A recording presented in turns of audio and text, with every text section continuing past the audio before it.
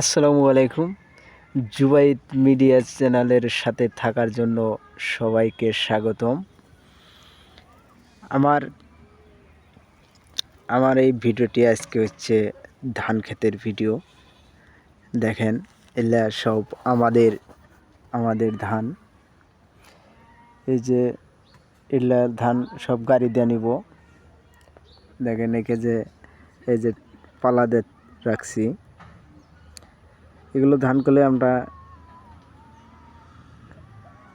Trolley দিয়ে নিব, ছাগল টানা টলি বলে, ওগুলো দিয়ে নিব আজকে।